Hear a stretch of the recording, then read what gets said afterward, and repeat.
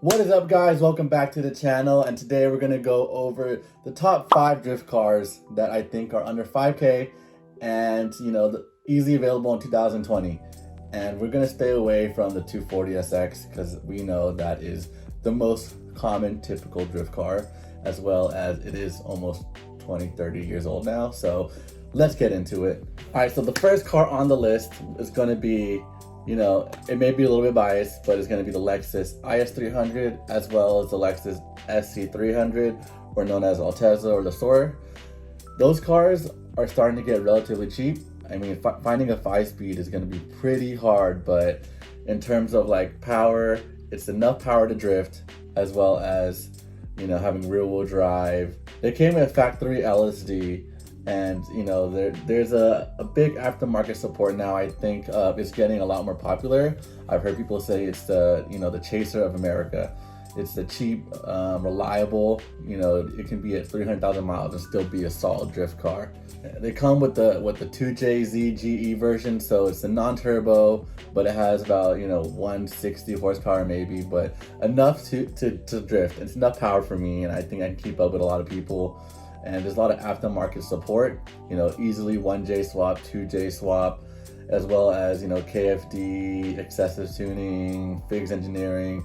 There's a lot of parts available, and they are getting a little bit cheaper to drift, and not as big as a 240, but there's 4 doors, it's long wheelbase, and a lot easier to slide. The IS300 is probably going to be the most expensive one on the list. It'll be at the border of 5K, so you really got to look hard for those. All right, next is going to be the Mustang, and I know a lot of people are gonna hate on the Mustang, but I think the power is there, the car is cheap, and I think there's a growing market for them. I've been to so much outlaw drift events, and there's so much Fox body and 4th gen Mustangs, and they're killing it out there. They keep up with all the high horsepower cars, stock wheels, angle kit, and that's all. And they throw down hard. So I think it's a really good option. Definitely under 5K for the power too. 200-300 horsepower easily, as well as I think there's a lot of parts available for the Mustang, and I think angle kit is readily available now for the Mustang. The Mustang's been around a long time. Chris Fix drifts as a Mustang, and he's killing it. So yeah, I've seen so many. I think the Mustang around where I'm at is relatively as common as the 240SX drifting. Enough power to get by, sounds good, V8, and parts are everywhere in every auto parts store. So I think it's definitely a great option if you want to get into drifting, and more than enough power to get started with. Next on the list is going to be the G35, and I don't want to say 350Z, but the G35 is the almost exact same chassis but made by Infiniti. So it is the VQ motor, and all of the parts on the 350Z fit onto the G35. And I think the drift tax is definitely a lot less than a 350Z, so you'll still find decent shape G35 manual, and they'll last forever. They're definitely a reliable car. They do eat up oil, but you keep them filled with oil, and they'll last forever, and they'll drift tons of power, loud, obnoxious VQ motors, as well as tons of parts, just because the 350Z has always had a big support from the aftermarket, PBM, Wisefab. So if you want to start off with a G35, you can make your way into Pro-Am just because of all the aftermarket support, the power, as well as the angle, everything you need, as well as people who've done it trial and error. I think it's definitely a great car if you want to get into drifting. All right, next you have is the E36, and this is relatively similar to the IS300 or the Soarer. Chelsea Denofa loves this car. He swears by it. It's an inline 6, and it's just as reliable. Bulletproof motor, as well as a strong chassis. I wouldn't say strong. They do have subframe issues, but once you get past that, they're definitely a great car to slide. A lot of power, a lot of aftermarket support, and these cars easily can start from a simple drift car all the way to a pro car, just because of the amount of support it has. And not just the E36, the E46 is just as a good car. I know Michael Diaz switched his platform to E46, and it's definitely the same amount of support. Great engine, great motor, a lot of aftermarket parts, a lot of power, and the reliability is there. You can beat on these cars forever. minimal maintenance. So as someone who just wants to get into drifting, have just be in grassroots drifting and just go to events and have fun, the E36 and E46 will get you there and back and reliably all the time.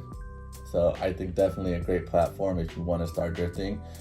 So these cars easily under 5K. I've seen some. I've actually had a E46, got it for a 2K. So you can definitely get a really good steal on them if you just keep looking. All right, last on the list is gonna be a Miata, and I know a lot of haters are gonna hate on a Miata, and I think if you've never driven a Miata, it's hard to say.